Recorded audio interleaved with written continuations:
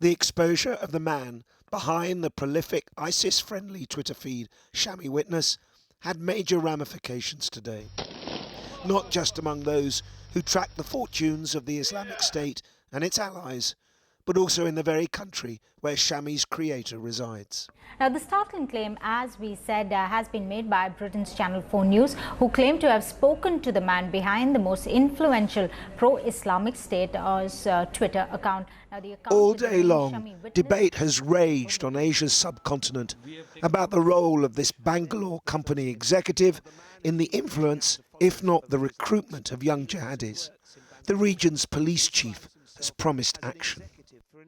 We have taken note of this information and our crime branch is on the job to look into it and see its veracity and if so, what needs to be done. The crime branch is already on the job. Today, we were back in touch with the now infamous tweeter. He told me he is expecting to be arrested, even though he believes he's done nothing wrong. I have a suspicion that the police, when they come to arrest me, they might try to kill me, and then they will say that I attacked them. That is why they kill me in encounter. I want to just lay it clearly that I won't resist arrest when the time comes. I don't have any sort of weapons with me. He described being overwhelmed by the online reaction, both hostile and friendly. For up until last night, he thought his secret was safe. He had told no one of his Shami Witness persona. I thought it will die down within the first 1 or 2 hours, but it's still raging. I can't believe this. Why do you think that is?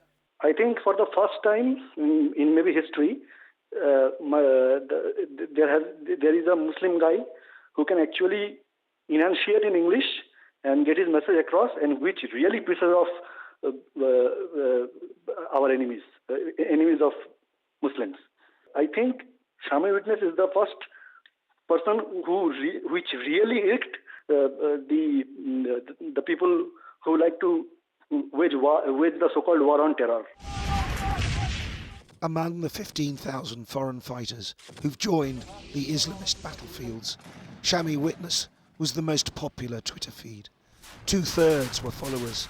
There were 2 million hits a month. But the unmasking of its creator has brought shockwaves across the web, with other so-called fanboys also shutting down for fear of exposure.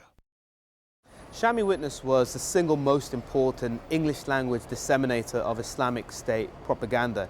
So the fact that he was exposed yesterday means that lots of people, thousands and thousands of people around the world saw this. And as a result, a number of other people who operate similar accounts have closed them down. They're afraid of being outed themselves now.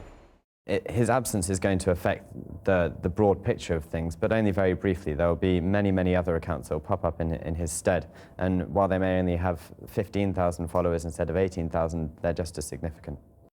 The fall of Shami Witness has shed light on the role of ISIS sympathizers, who, while having no direct link to the extremist fighters, believe in the cause, and so are ready to spread the message under the cloak of anonymity.